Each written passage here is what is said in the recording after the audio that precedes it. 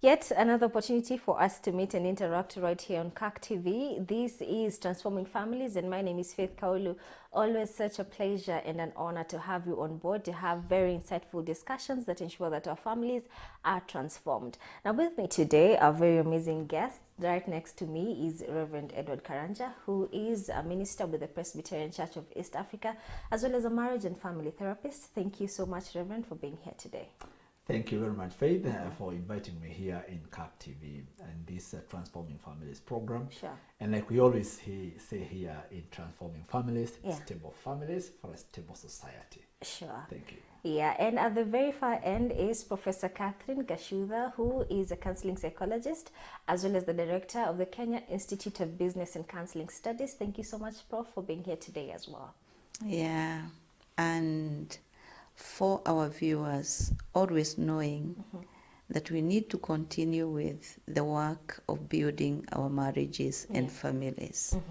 Oh, yes. Sure thing. And I like the feedback that you guys are giving us on our social media platforms. Facebook and YouTube is CAC TV Kenya. Let's always keep it interactive, because this is the only way we get to build our families together. Now, December is here with us, and pressure ya kwenda home, and then you get to be asked, ako wapi mtu, unatuletea lini mtu, you know, those questions, and the very many invites you're getting to weddings, and you don't know which one to go, utashona lini ngo. It is the season of weddings. And today on board, we want to talk about wedding financing and planning, because it is a headache. From what I have heard from the people I have interacted with and talked to, it is a headache, and we want this experience to be a better one. I believe it should be a memorable experience. You look back and you're happy. See it, unakumbuka, and you're like, I'd never want to get married again, because that was one hectic experience. So that's why we're bringing this discussion on board today. Definitely, if you are married, talk to us on the comment section. Tell us, how was the whole experience for you? Were things easy? What challenges did you encounter? We'll be glad to interact with you. So let's start. I mean, of course, the dynamics of wedding planning and finances have changed. I believe today things are different. And even when we are talking about wedding finances, I believe the very first thing on top of people's mind is wedding WhatsApp groups that are a big headache to the society. Unajipata kwa group ya WhatsApp and you're like, not again, because you're needed to contribute, and people say, but I'm not the one getting married. Surely, let's start by talking about this. Should we accept this as a society? Should we embrace to help people, even though we're not the ones getting married? Or people who are planning to get married need to do better in terms of planning for their finances? We'll start with you, Rev. All right. Thank you very much, Faith. And thank you for picking on me to begin this topic. Sure. And I love the topic, viewers, that it is about wedding planning and financing, because the two go together. When you plan, then you finance for the plan that you have. Not that you start a wedding, then along the journey you realize we need money for this, we need money to the other. You need to have planned. Yeah. Then when you plan, then you allocate, those items, you allocate finances to them. Those items, so that you have planned and financed for your forthcoming weddings. That will help you to be able to go along with. One, I'll begin off by saying it is important to realize that planning is in the Bible. Okay. Throughout. If you read in 1 Corinthians 14:40, it says everything must be done decently and in order. So you got some decency, because a wedding is decent. You're not going to do a wedding that is looking for the background like nothing. You want something decent, something beautiful and nice. So it's biblical. To have a beautiful wedding, a glamorous wedding is good. Yeah. But then the Bible says be done decently, glamorous, and in order. So you must have order. And that order, you got to ask yourself, what is my ability here? And the Bible even tell us and say, do not be like a foolish fella who built a house and they had no plan. The Bible says you count the cost before you start building the house. That's the Bible. You even say go to the ant. And you see it is tossed enough during summer, in spring, so that it will be able to enjoy during the winter when it cannot be able to go out. And all those verses in the Bible talk about planning and how important planning is. So I'll simply say you need to sit down, and biblically, if you're a Christian, and even if you're not a Christian, you need to plan. Anyway, the Bible says you need to plan. And you need to look down with your spouse all the way from probably when you begin an engagement. After you have agreed that you're going to get married, you engage, then you start planning. Where would we want our wedding to be? What is the cost? So you plan, you allocate, have all the items, and you have the items down, then allocate finances to those items. Then after you've done that, now you ask yourself, how do we finance? Well, the issue of identifying the venue of the wedding, where I want it to be, and allocate all those items, it's planning. When, the date, it's about the planning. Then you allocate the figures to those items. Then you ask yourself, how do we finance this? Do I and my spouse have enough? If she would be my spouse and we are planning for this wedding, we ask ourselves, hey, do I and Prof have enough money to do this? Yeah. Or your account, our budget is $500,000. What does you have in your account? I have 300,000. I have 700,000. Oh, so 500 is manageable, and we shall be left with some 200,000 shillings. Yeah. So we go, and then we invite people to come and eat and drink and make money with us. Yes. All right. I think something that you mentioned that I picked is, you should ask yourself, what is our ability as a couple? Because as much as you've talked about how necessary planning is, some people would plan and not check their ability and say, okay, now, so let's invite people to chip in to our finances. We've identified the venue, it's 200K, we have 50K. Let's call people, but that is beyond your ability as a couple. Prof, what do you think about that? When you talk about planning with money that is in other people's pockets, or money that is non-existent, it is a very irrational thing to do. And in my culture, we say "Deakagwata wakine," meaning you do not build your house like your friends. Because you do not know where they are getting the resources from. And I want to imagine that saying is in many cultures across board. Therefore, this means that just like in the book of Romans 12 and verse 2, that we do not do things according to how the world does it. But you need to think through your own situation so that you can know the will of God concerning the particular issue that you're dealing with. His own will that pleases God. And therefore, when it comes to the planning, when it comes to the financing of a wedding, from the word go, a couple needs to say, us, we can only be able to afford this. And these are the components that we need to look into. If it is the dowry, if it is the cooking for the people and the number of people who are going to be invited, if it is about the tents and the decor, all those things, if it is about the transport, if it's about the distance, what is the proximity between the church where the wedding is going to be happening and where the celebration of the wedding is going to be taking place. All those things need to be seen. They need to be preempted. You don't plan along the way, but you have a strategic plan from the beginning that is preempting all these components so that you can figure out this will be our budget.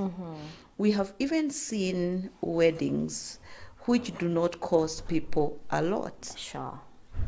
Like, for example, you can say, for me, I'm going to be getting married on a Sunday. Sunday, when there are people who are going to be in the church, we are only going to be doing a cake.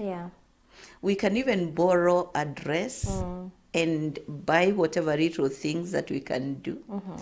And the pastor is going to be there to preside over the wedding. You don't have to do this wedding. And then you are left with debts that you are not able to handle. Because the problems that crop up within the marriage after that can be major. And they're not coming because you're not able to interact and you're not able to do life together. But it's because of the accumulation of the things that you are carrying from a wedding that was too expensive for you to be able to handle. Yeah, I like the Greek that you shared with us and talking about debts when it comes to wedding, because of course there is that car pressure. Let's be real, you know, people. I want people to say, "Hey, Faith's wedding Was the wedding? was the top." You know, it was memorable, and that's something I think everyone dreams of. Okay, ladies, I don't know about gents. You'll tell us, Rev, but it's something that girls are brought up dreaming about their wedding, on their wedding dress, how it will look like, how people will dance, and how wow it will be.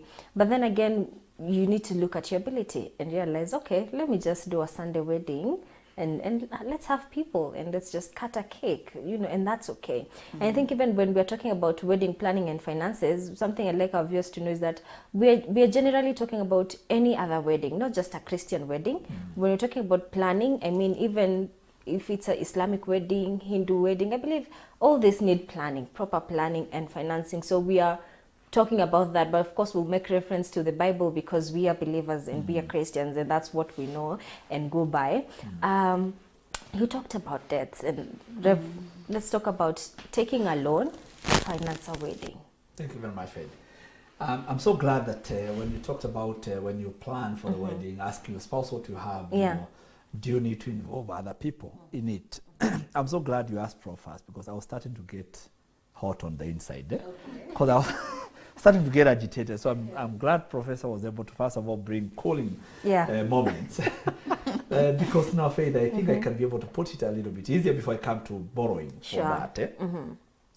It's good to always ask yourself, how do you plan for money, my money? If, for example, you have contributed in other people's wedding, so Faith, you are getting married, you have contributed in X's wedding, Y's wedding, you have been in 20 WhatsApp groups. Yeah. What makes you think you are giving us debts that we need to come and pay back? So if I like contributed for your wedding, or for your whoever shows or Bukas or whoever's Mashakaya, you know, morning season. So don't think now the only way to repay all the money you have contributed is by putting all of us in the WhatsApp group so that we pay back. Yeah. Hakuna mahali tulirishana madeni. So we did not agree that we had written a loan here, Yeah. that when you are in my WhatsApp group, I automatically will be in your WhatsApp group. No, hakuna madeni. Yeah. Because I've seen guys doing that, like, oh, we can't contribute to so and so because they don't contribute. Kwani, I mean, why are you doing it so that you get repaid? And that's what the Bible says clearly. We do go for people's functions so that they can come to our functions. Do it because you are compelled by the Spirit of God and you are called by the need of the particular individual to do it. Yeah. But don't use it like it is your right for us to contribute to your particular need that you're having over there. Yeah.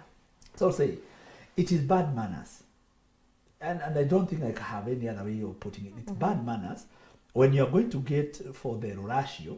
You know, now you have engaged a girl and now you are going to go for the dowry moment. Yeah. You invite all of us and you make us contribute.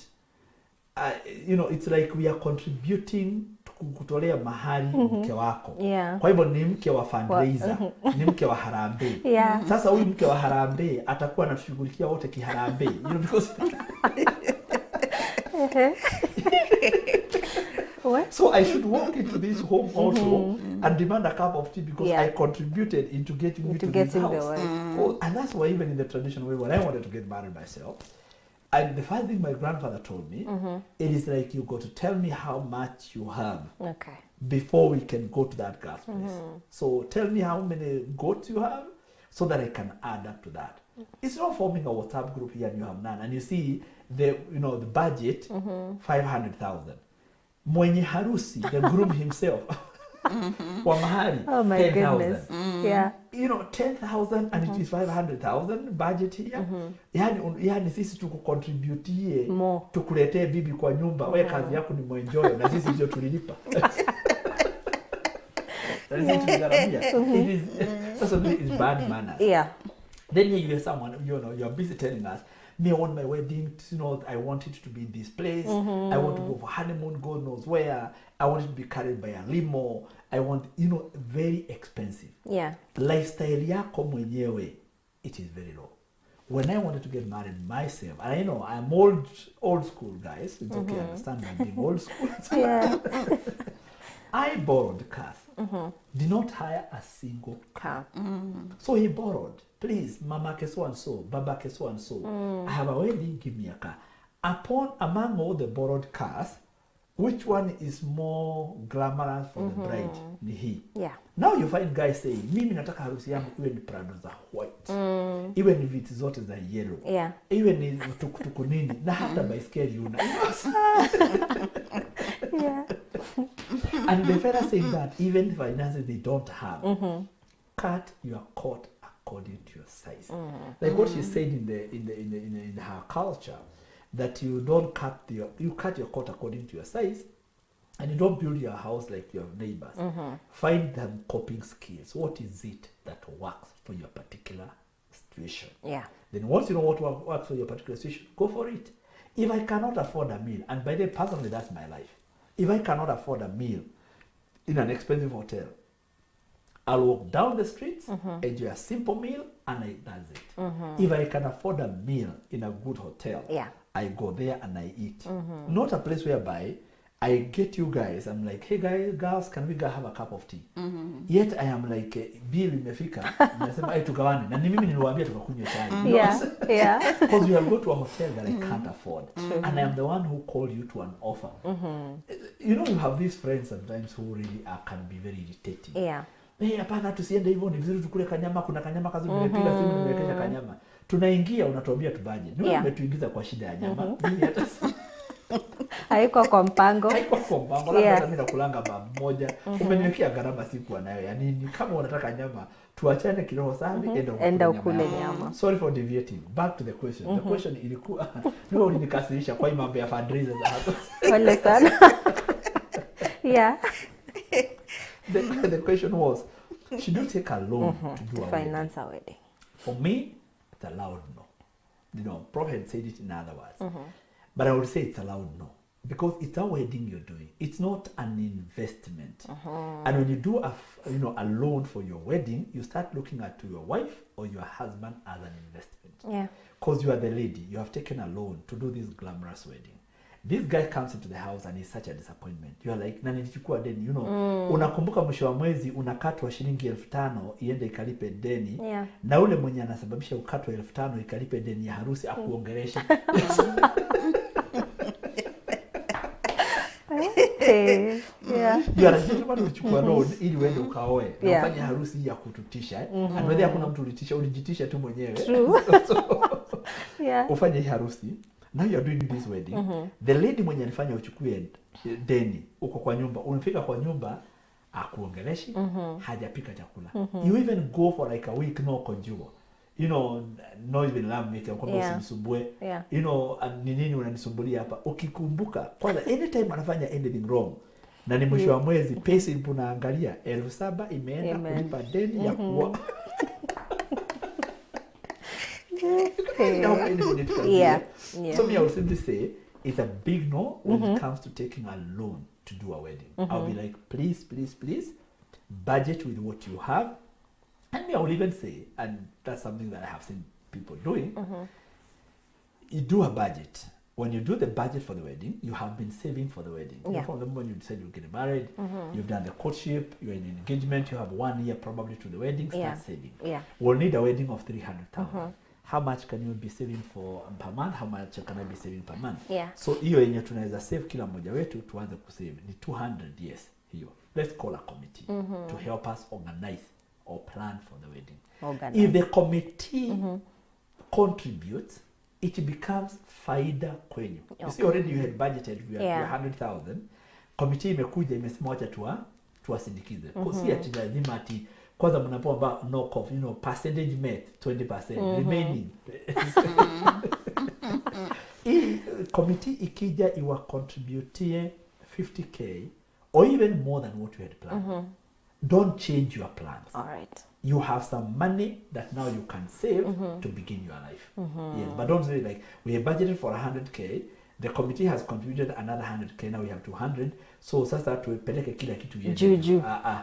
chukua hiyo pesa saving, there is life after wedding. There is life after wedding. There is life after I like how you've hit the nail on the head, especially as a man, Yeah. because you know most of the time men say, why is the lady talking on our behalf? Yeah. But I really like that Yeah. men jipangeni, endea bibi yako yourself. Yes. Si ati unaita jamii and then you milk people, hadi ukialika watu kwa wedding, they come with a heavy heart because they've contributed, they are tired, you know. Gharamia mke wako usikie raha kama mwanaume uligharamia. From a man Yes. to you who is watching and planning Oh, yeah. to get yourself a jiko, you know, Prof. Of late, there has been a story trending of a lady who financed her own wedding. The guy relaxed, did nothing.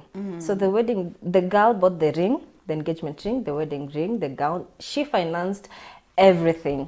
I mean, of course, in a normal world, this would have no issue, you know, because if you're in love, you're together. But tumetoka kuambiwa as a man, gharamikia mke wako. Of course, the marriage didn't end up well. They broke up, and everyone was saying, you see, the man didn't want the wedding because he didn't contribute. Let's talk about gender roles when it comes to financing. Is it the man who's supposed to contribute more? Can the lady chip in? Should the lady finance let's talk about that. Right. In the traditional African society, the man is supposed to be carrying the heavier load when it comes to the financing. Yeah. But we are dealing with a contemporary world where we know a man does not have all the resources in the world. That African traditional concept that we are talking about is where the man had land and had resources. Yeah. Now, the man is not the custodian of all the resources in today's world. And therefore, coming together is logical, and planning together and seeing who can be able to contribute more than the other one. Yeah. Because again, the way you get your finances, you are at different levels. So there needs to be fairness in what you're doing. Yeah. But again, the situation that you have told us, this girl who was financing everything, the rings, maybe even the dowry, she was the one who was She marrying actually herself. paid the dowry. She did. She did. Yeah. Sometimes when you listen to that, you see a lot of ignorance. We need to train and teach our young people, because maybe she thought, if I do this and we come together, then we'll be able to pick from there, and the man is going to do his own part, and we continue on. But again, that is a very skewed way of starting a marriage. Yeah. In the first place, what Leverett said, that a man needs to feel he is a man. Apart from being an African, you want to feel that you have done something.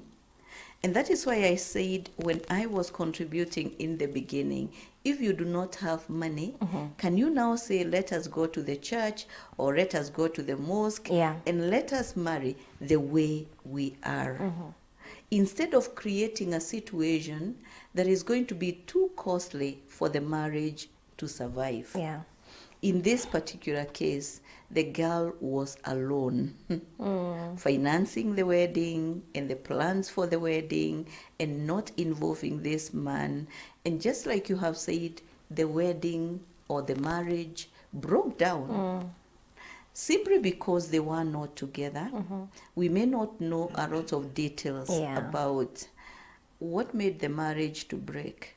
But sometimes even the community, they changia to the breaking of the marriage, because they are going to say, wewe ni mwanaume. Kwa nini? This is a girl who is marrying you. You are like getting married to her and you're not marrying her. So I think that we need to think about how do we make sure that we are going to plan for a wedding, and this wedding is going to achieve results that we would want to see at the end of it all. Because this creates a lot of unhealth, where one party is the one who is doing all and the other party is not doing what they need to do. And eventually, even when it comes to laws and responsibilities, you do not know how now to turn it over and say, you are supposed to do 1, 2, 3, and I'm supposed to be doing 1, 2, 3, because you didn't start it during the time of courtship. during the time of dating. So even within the marriage is killed. Wow.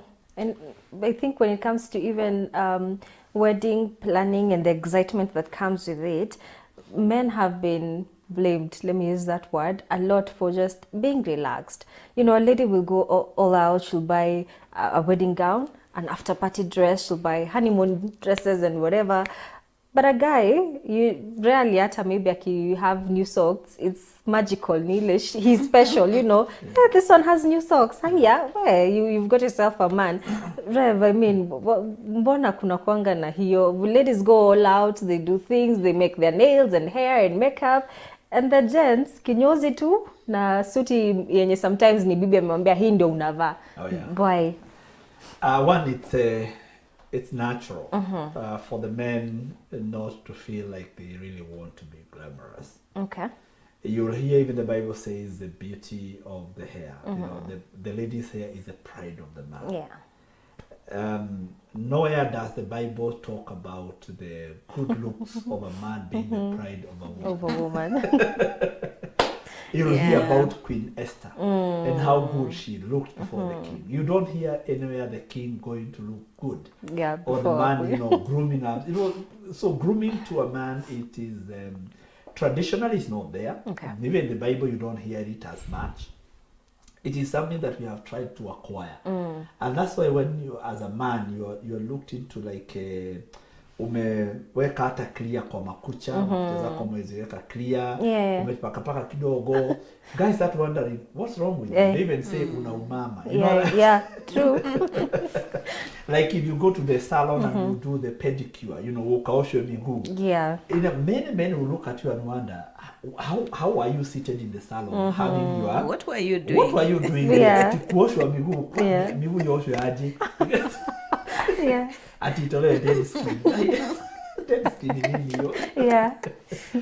And true, you know, anytime I have gone for a haircut, and sometimes I've been told by the guys in the salon, in the barber shop, because there's those girls that will wash your head, and I'm told you need to wear cuticles. You know, one time it did happen. So nimenyolewa, so nimeambiwa ati nitolewe cuticles, and it felt very, very odd. You know.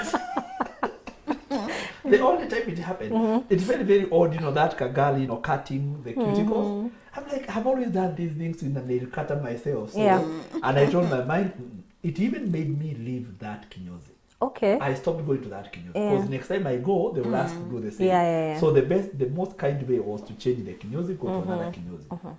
So those are some of the things. You'll even hear like now men, we dye the hair. Yeah. I do. Okay. But they will tell you like, really? Do you have to do this? And true to the word, I feel odd even at times, you know, because you feel like my son, a son who is now in form 3, when he was young, in about class 6, aliambiwa na mama yake, kids wetu kwa obvious. Then the boy had the audacity to tell the mother, Mom, mwanaume ni jasho. You know?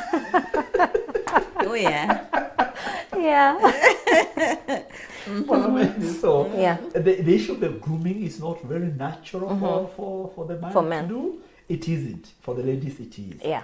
But a little bit, you know, probably you take the break or you go to something else. And something you asked Prof about the lady who financed the wedding herself. Yeah.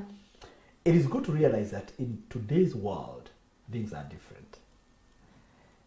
The man is not the traditional man who was just the one who was the breadwinner, and the woman sat in the house, and she had all the, you know, money being brought by the man, and her work was only to take care of the home. Like Prof said, we have enough ladies today who are working, including you, Faith. Yeah.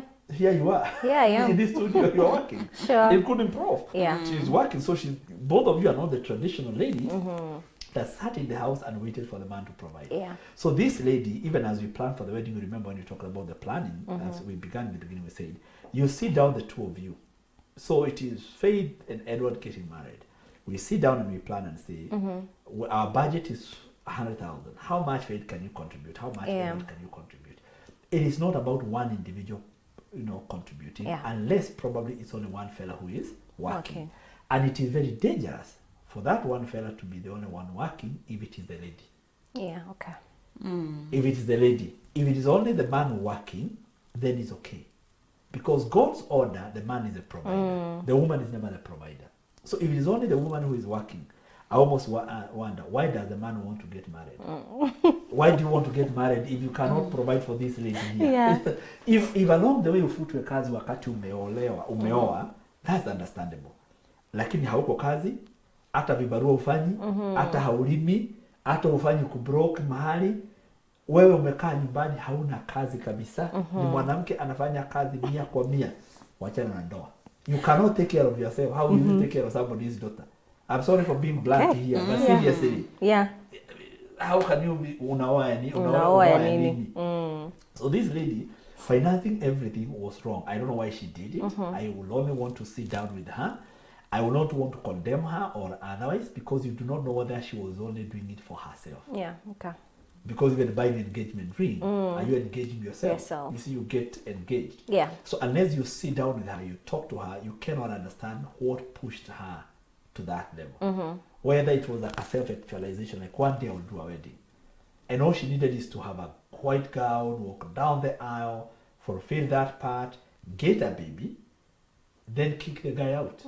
So if the baby asks what happened to my father, we got married, here are the wedding photos, but it couldn't work. Yeah. We divorced. Yeah. So it could even have been properly, purely calculated that she has the wedding she wanted, she has the wedding ring she wanted, engagement ring she wants, gotten married, and probably gotten even the man she wanted. This is a story for another day. Yeah, sure. There are even ladies who identify the kind of the breed they want. That's true. They will see the man and decide, this is the kind of a guy I would want to sign a baby with. Yeah. So atafanya calculations zake zote. And you know, a lady kukuweka box. It's very easy. Aye. Yeah. A lady atakuingia box. Once she gets you and she has a seed, sure, end up kiendanga. So and she goes. Yeah. So you never know unless you sit down with her and we talk to her. You can never understand exactly what she was doing. And you know, leverage. There is another element that is coming up. Yeah. Girls who are not getting married in their 20s. And therefore they push and push because they are continuing to develop themselves in their career. Yeah. That's what they want to do. Yeah. Or they're feeling, I don't want to get married at my 20s when I'm so young. And so they push to their 30s. At 35, you're realizing, wow. It's late. Yeah, it's getting late. I may not get someone to marry me. So when you get one who is not married, you say, I'm going to finance all things regarding this wedding. And therefore, we might want to tell the girls out there, get married at the right time. Do not wait until that time when you're so frustrated because you're feeling it's getting late in the day. And now you're looking for anyone with a trouser who can marry you. And therefore you can do all things to get married. Yeah, I like the hard truths on today's program. Honestly, I like it. But we have to take a break. We'll be right back. Dear viewer, keep the comments coming on our social media pages. Facebook and YouTube is CAC TV Kenya. Keep it right here. We'll be back in a few.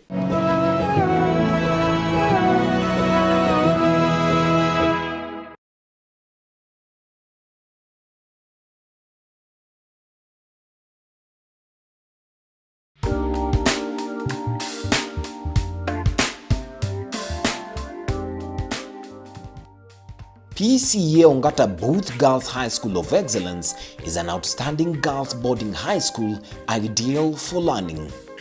Located in a quiet and serene environment in Ongata Rongai, Kajiado County.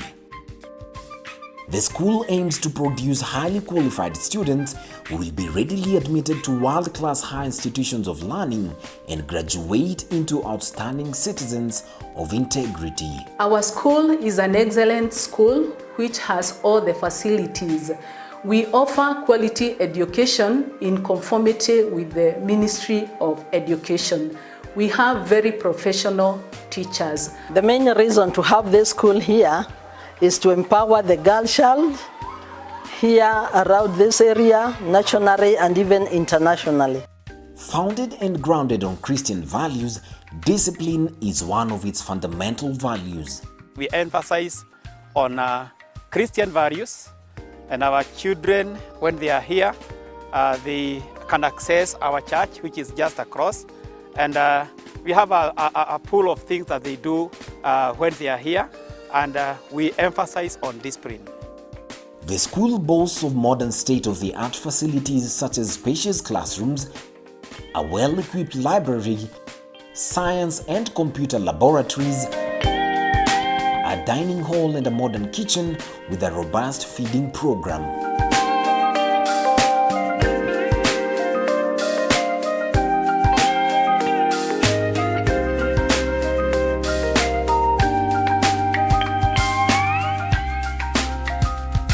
We take keen interest in nurturing students' talents, hence our semi-Olympic sized swimming pool and spacious fields. We are appealing to you once again that you give us the girl and we will give you back a holistic lady of dignity and integrity. This is PCA Ongata Booth Girls High School of Excellence. Faith in God, this is knowledge and excellence.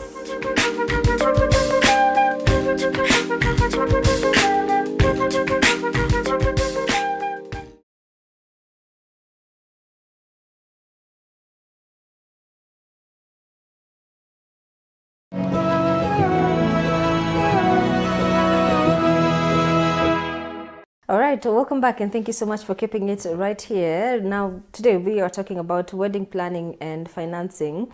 And it's been a tough first part of this program because we are only speaking the truth and the truth only today. Of course, wrapped up in love, because all we want is the best for our families and for our families to be transformed and stable and strong together. Now, before we took the break, kuna kitu ulisema, and I see a lot of people are talking about it. You mentioned that if you're not working as a guy, why then are you getting married? You know, so now the main question that is arising here is, does this mean guys who are fortunate enough, not fortunate enough to get a job, or who are not financially stable, should then live a life of singlehood and suffering and loneliness, you know, just because of their financial status? Thank you very much, Faith, for that question. And I have seen it also coming up big times. Yeah. Like, hey, does it mean that people who are single should be confined to a life of, who are not financially stable, should be confined to a life of singlehood? You know, remember what he said before we went to the break, is that you got to first of all take care of yourself. Okay. And the Bible says clearly, love your neighbor as you love yourself. So if you do not know how to love yourself, you can't love another person. As many say, when you get married, you're not looking for someone to love you. You already love yourself. You have so much love in you. You're looking for someone to share that love with. So that you don't say, oh, hanipendi, mimi nipata kama mtu mwenye anaweza kunipenda. Hapana, tafuta mtu mwenye utapenda. Mwenye anakupenda. Because already you have love in you. You want to share that love out there. Otherwise, if you go out there to love, you know, to find someone to love you so that you are complete is a problem. You must be complete all by yourself. Then now you go out to share that love with someone else. So you need to take care of yourself first. Love yourself as you love your neighbor. So if you can feed yourself, clothe yourself, now that is there. Now you can go out and have someone else. Even if not to clothe them and feed them, at least you can feed yourself, get someone else who at least can feed themselves, or if not, you feed them, especially for a man, then the two of you can share life together. What do we mean by men who cannot be able, who are not working, or who have no financial stability? Financial stability is relative. Because one would say, I'm not financially stable, because hii salary yangu ya 10k, hii salary yangu ya 20k, hainitoshi. Haikutoshi kwa sababu ya maisha yako yenye iko. Because you have 20k, but you want to live in a 15,000 shilling house. But if you went down to a level, your own level, you can find a 1,000 shillings nyumba ya mabati or 2,000 shillings nyumba ya mabati, and you live there, ukule githeri na uji na chapati ya mama uji. Na hiyo maisha uishi.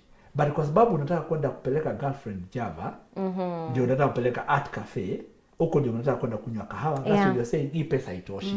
So it's not that the money is not enough.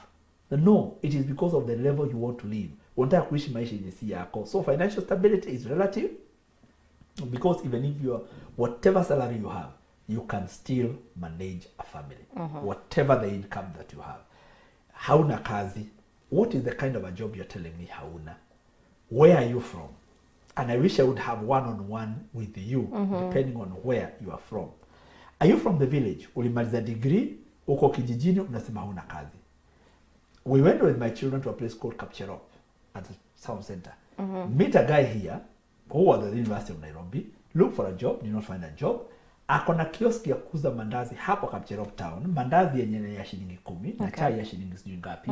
The guy has a family. But if he sat back and said, I am waiting for a job, mpaka nipate job as per my training. Yeah, niko na degree. Niko na degree. Na hiyo degree ndio umesimamisha, umeweka degree. Ukiulizwa uko na kazi, imagine niko na degree na sina kazi. Waachana na degree kwanza, enda tafuta kazi yenye inaweza patikana. Yeah. Even if you decided, I will pick a loan more. Nitaenda kukatia watu nyasi. Nitanunua makasi. Hata waambie mtu, please get me some 500. Ninunue ile makasi ya kukata fence. Shika hiyo makasi. End around the estates and say, ninatafuta kazi ya kukata fence. Yeah. Enough guys will easily land a job. Enda Gishagi. Go to your country wherever you are from. Go to Murang'a, go to Kiambu, pahali watu wanachuna majani chai. Watu huwa wanatafuta watu wakata majani chai. Kwanza when they are boom, unasikia wanasema kwamba mimi sina mtu anakatia majani chai. Watu wote wakata majani chai wameenda. But kina Faith na rika yake anaangalia mikono yake na makucha anasema hii haiwezi kuchuna majani chai. How, please? How? These nails? How can they? Yeah. How on earth? Yeah. How on earth do you dare tell me? So you'll be saying there are no jobs because you are selective. You are selective because what you have. You first get what you will have. Then after getting that, then you go to the next. Yeah. Baada ya hiyo, some of us tulimaliza high school. Before you wait to go to university and other colleges, unaenda jua kali. Nikaanza kujifunza kazi ya mechanic na wiring kwa jua kali. As you await for the next. For the next. For the next. It doesn't matter where you come from. You are from Kisumu. Please enda ukavue samaki. Kama sio kuvua samaki, enda kwenye wanaosha samaki waambie nipee kibarua ya kukuoshia nyavu.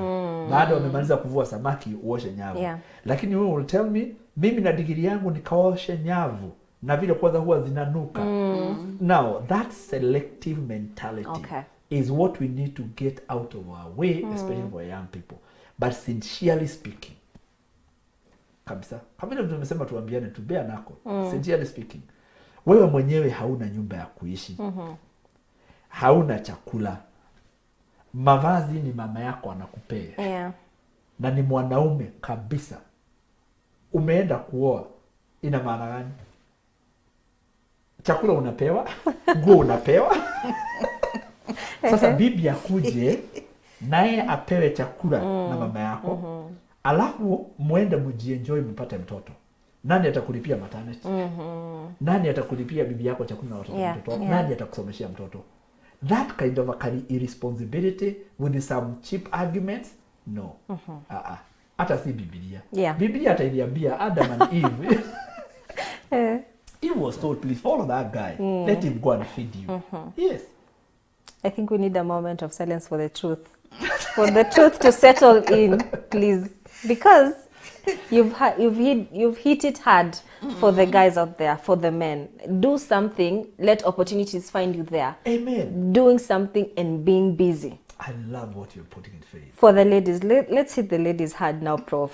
Before we wait for the break, ulisema, don't wait until you're 35 and now you want to fall for anything.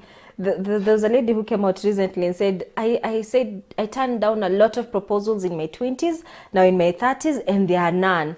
Please come now. You see, let's talk about that because it's happening. Women are focusing on their careers.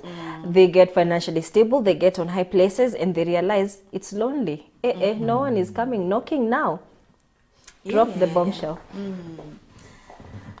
I think it's important to talk about these things, just like Faith you have said, because we are having a lot of young women who are getting so frustrated in their 40s and 50s, and that is the time they are getting depressed because they didn't make the right choices when they were in their youth, in their 20s, in their early 30s.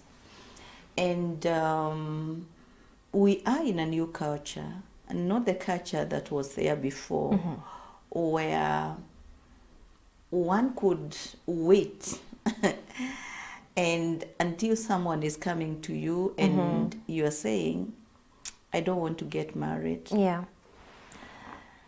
Today, you have to think, you have to tell yourself, I have completed schooling, and even if I'm saying no because I would want to develop myself, you also have to ask yourself, if I wait longer, am I going to face lack into the future and find myself being put in a situation where I am going to have very few choices from the people who are there, who can marry me?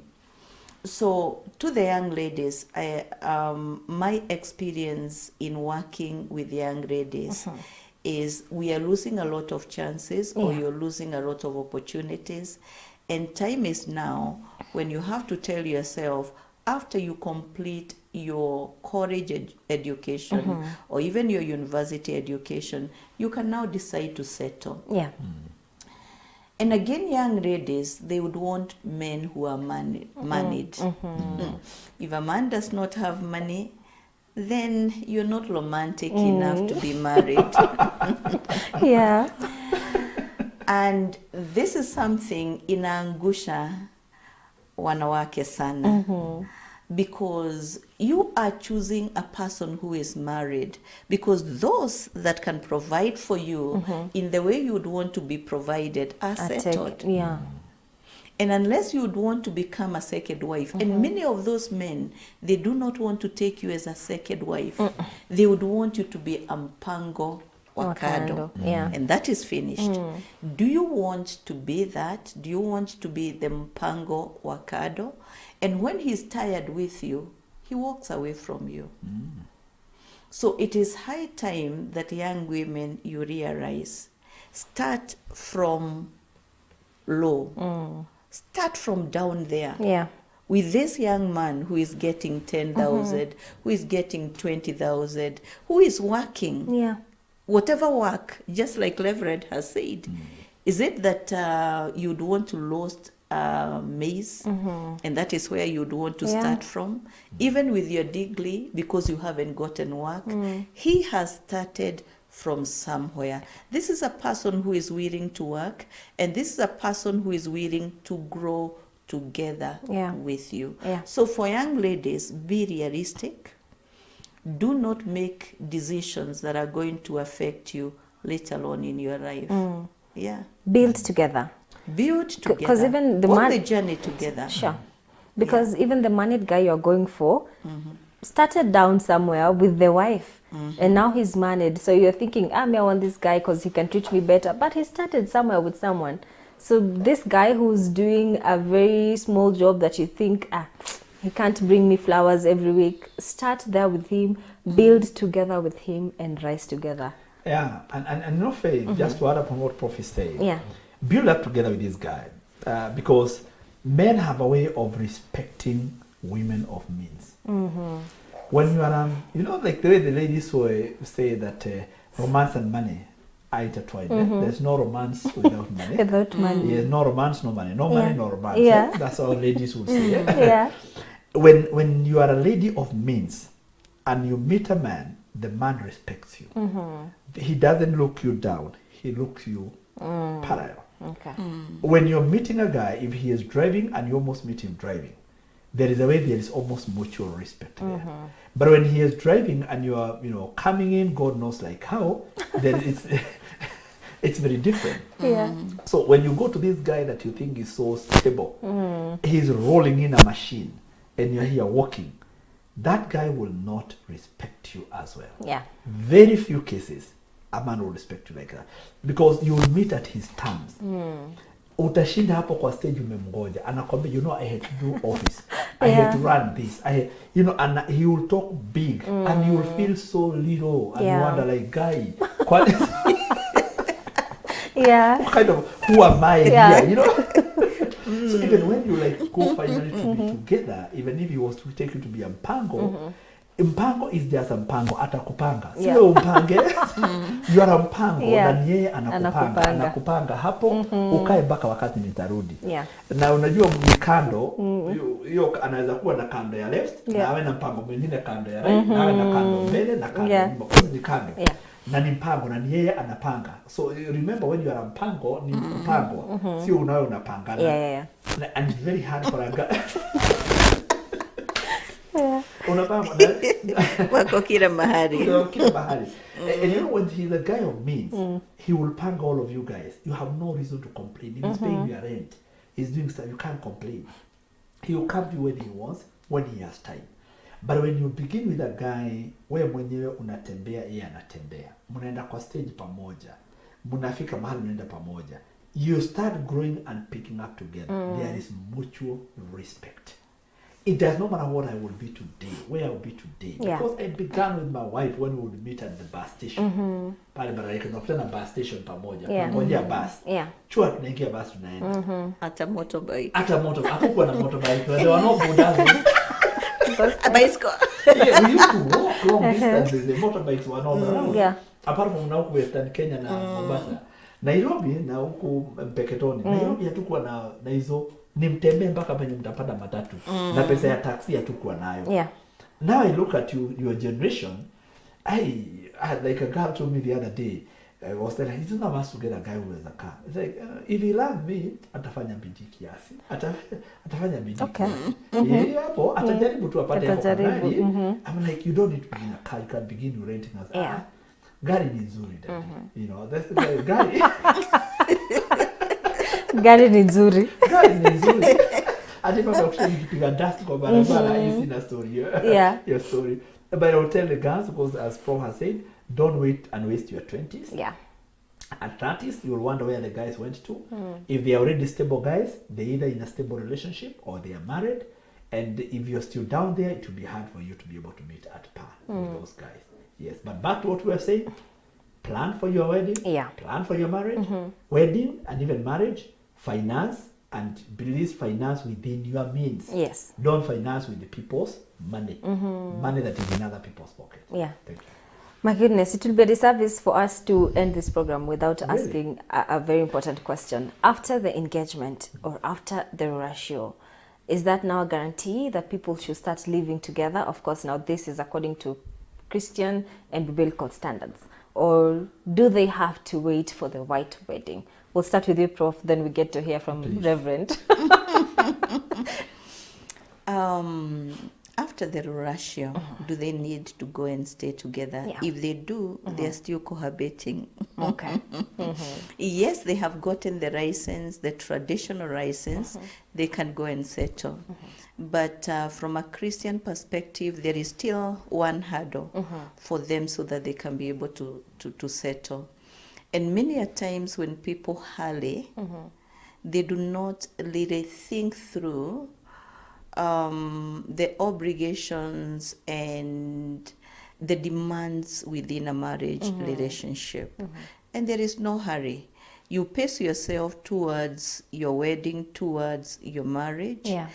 And just like Leverett said regarding organizing a wedding, how organized are you when you're settling down? Yeah. Because if you're not well organized, then you're going to start your marriage in a hurry, and you're going to be accumulating problems within your marriage. Okay. So wait, go through the hurdles. You have completed the dowry. Now there is one other handle Yeah. where you have to do the wedding in the church. And if there is no wedding, you can settle. Because then you have completed your hurdles that you wanted to complete.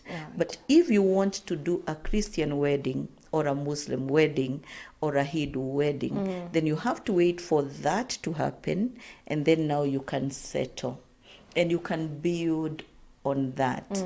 I say there is no hurry, and again you need to be well organized even when you're getting into your marriage relationship.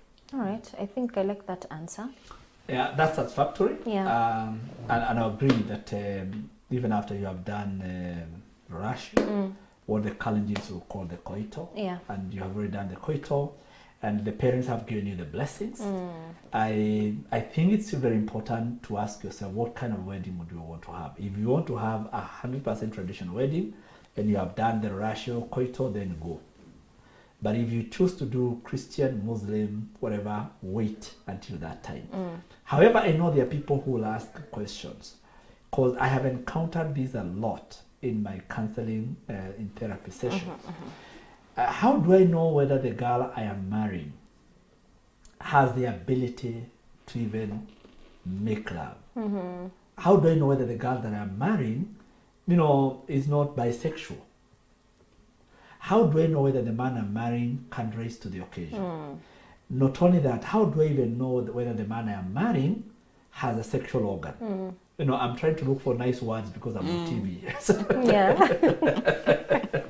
Oh, yes. Has a sexual organ, Yeah. How can he know that? And I have had therapies where people got into marriage and they realized there was nothing. Hakukuwa na kitu. Yeah. Yes, kabisa hakuna. Si ati hata it is not rising, it's not there. So now, so they will ask the question, so how do I know, how do I avoid that in case I get into a relationship? One, trust in God, then go to your therapist for the premarital session. During the premarital session, you can be helped on how to know whether the person has the fundamentals.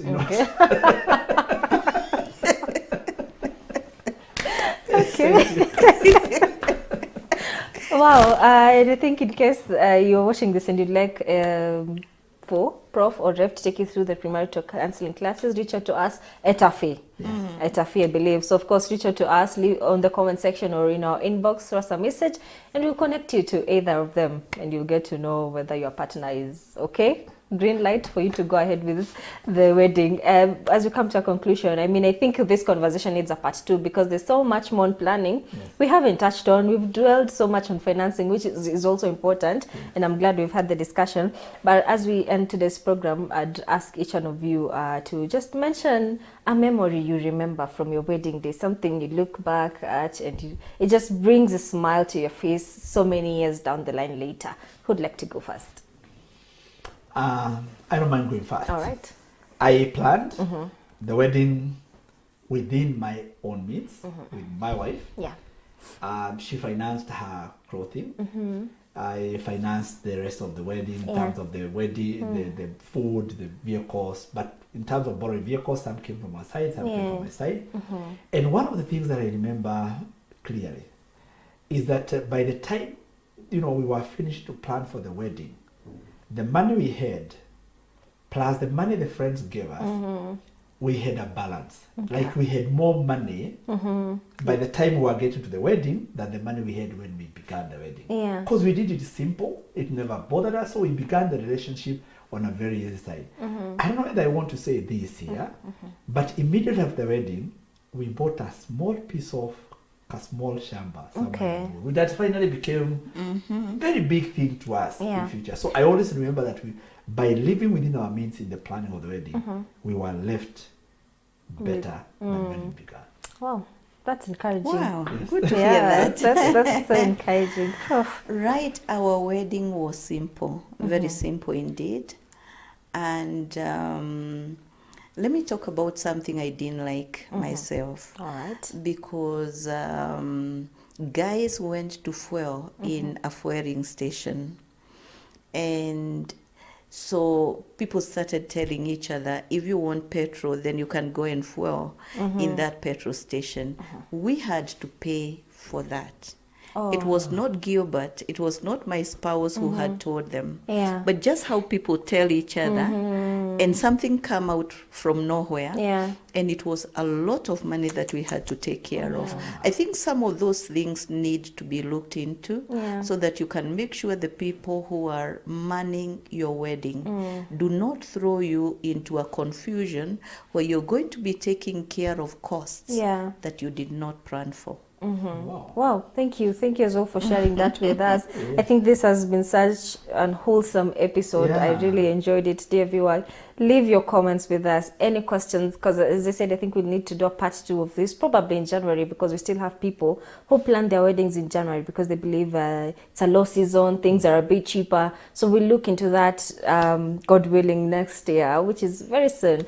So leave your comments, get in touch with us if you'd like to get in touch with Prof or Reverend for the premarital counseling classes, or any counseling really in terms of marriage and family and self as well. My name is Faith Kaulu. This is Transforming Families. Thank you so much for always tuning in. Till next time, keep watching CAC TV.